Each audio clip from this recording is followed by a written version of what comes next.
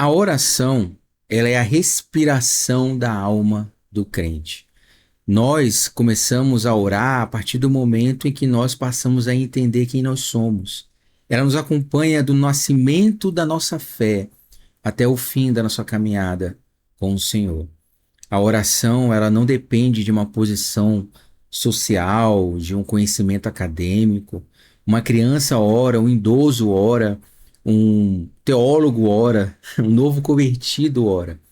Isso porque a oração, ela faz parte da vida cristã, irmãos. Mas a oração, ela não deve ser vista apenas como um meio de apresentar os nossos pedidos a Deus.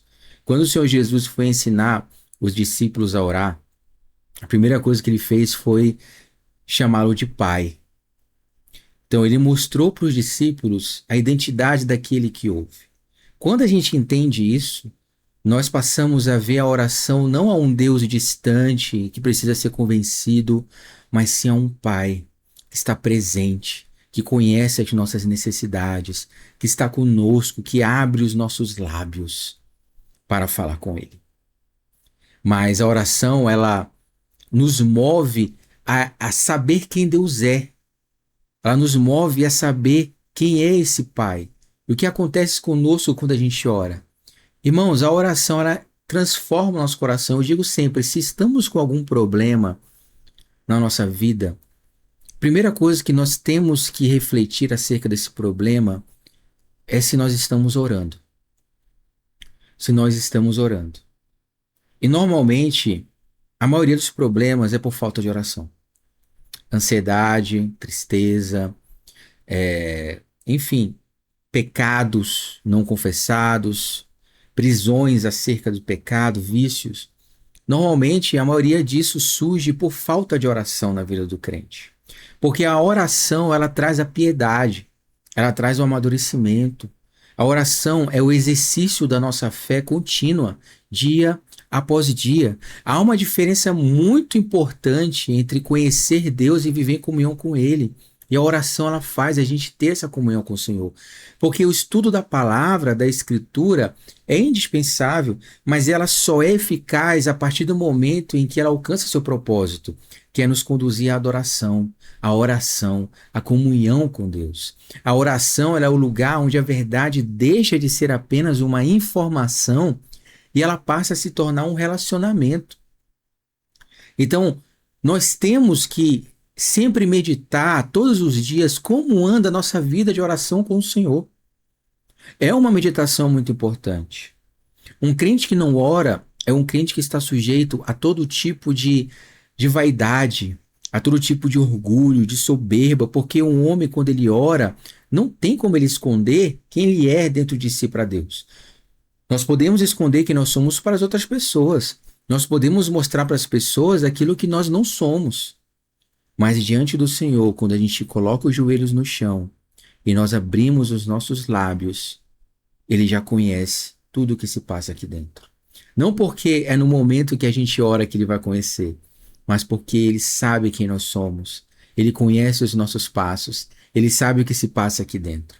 A maturidade cristã, irmãos, ela ensina que Deus nem sempre responde mudando imediatamente as nossas circunstâncias, tá?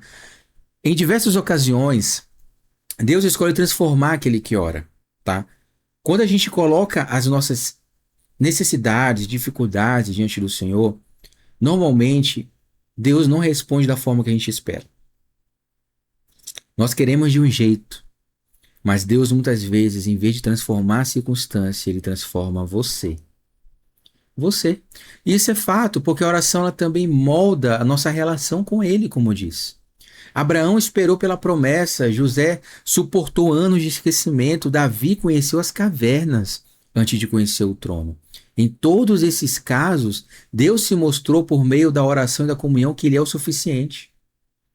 Quando nós temos necessidades na nossa vida, nós precisamos entender quem primeiro é aquilo que é suficiente em nós. Qual é a maior necessidade que nós temos? É o relacionamento com Deus, é a comunhão com Deus. Por isso ele disse que nós devemos buscar em primeiro lugar o reino dele, e todas as outras coisas serão acrescentadas. Deus não está falando apenas no sentido material aqui, no sentido de ansiedade do dia de amanhã. Ele está falando no sentido pleno da vida, daquilo que nós temos que fazer todos os dias, que é buscar, em primeiro lugar, o reino de Deus.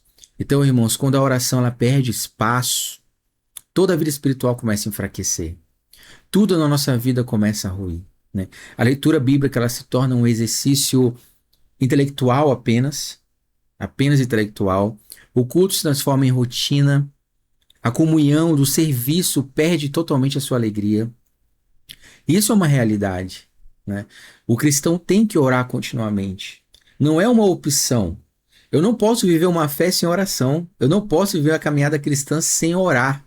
A oração, ela faz parte da nossa caminhada. Sem oração, a gente enfraquece, a gente perde a nossa fé.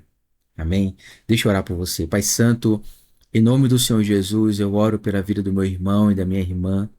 Oro para que o Senhor traga da sua graça sobre a vida deles. Oro para que eles tenham fome e sede, Senhor.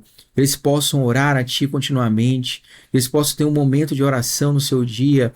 E que eles possam, Senhor, se render a Ti todos os dias. Meu Pai, que haja uma vida piedosa na vida dos meus irmãos. Que haja uma vida de santidade. Que eles sejam conhecidos como homens e mulheres de oração, meu Pai. Ajude-os em suas fraquezas, Senhor. Ajude-os em suas necessidades. Aqueles que estão enfermos, Pai, eu oro para que o Senhor tenha misericórdia, os cure. Que o Senhor traga graça sobre as suas vidas. Mas que o Senhor mostre primeiro que o Senhor é o suficiente na vida deles. Que cada um que esteja me ouvindo seja abençoado por Ti, meu Pai. E que eles sejam fortes diante da tentação, que eles não venham cair. Em nome de Jesus. Amém. Irmãos, mande essa mensagem para outras pessoas, outros irmãos, no grupo da família, e que Deus abençoe vocês.